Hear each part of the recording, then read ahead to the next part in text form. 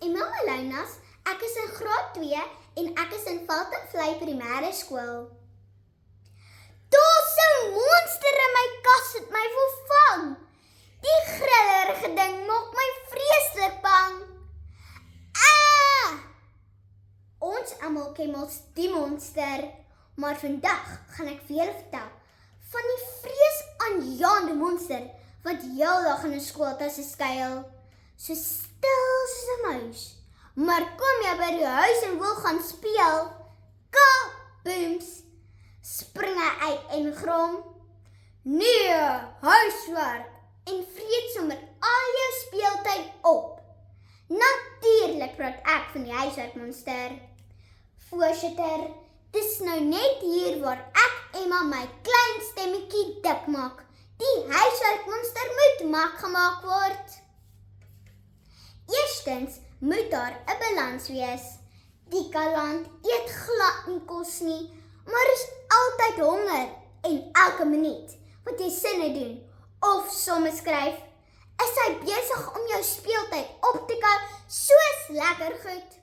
Mamma lees vir my in die tydskrif Baba en Kleuter van 24 Maart 2022 'n artikel Meer speel as huiswerk vir die jonges, wat geskryf is deur joernalis Kardinal, dat 'n baie slim tannie, professor Elizabeth Henning van die Universiteit van Johannesburg, sê dat kinders tussen graad R en graad 3 net, wag vir dit, niks meer as 10 minute per dag aan huiswerk mag spandeer nie. Nou maak ek behoorlik my stem dik. Meneer huiswerkmonster, net 10 minute mag jy kou. Tweedens veroorsaak te veel huiswerk, risie en spanning in die huis. So tussen kos maak en Luke, my boetie, se vloermuur en poefdoek, probeer maar net help. Want genade, mens speel ons is alle matriek. Dis so baie en moeilik huiswerk al is.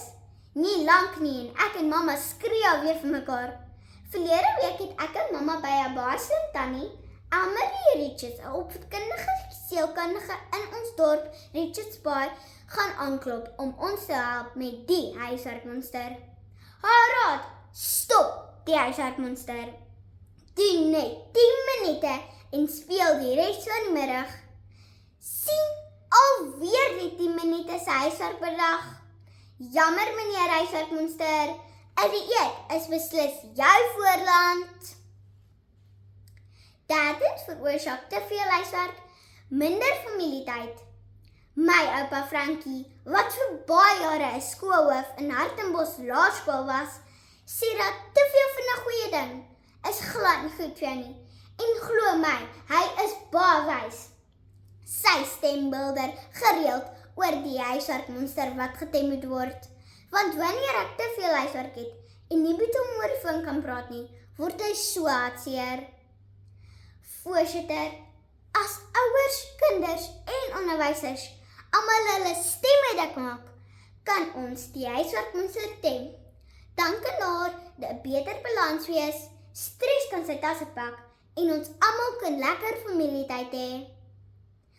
Asseblief meneer huiswerkmonster, gee ons 'n kans om 'n kind te wees.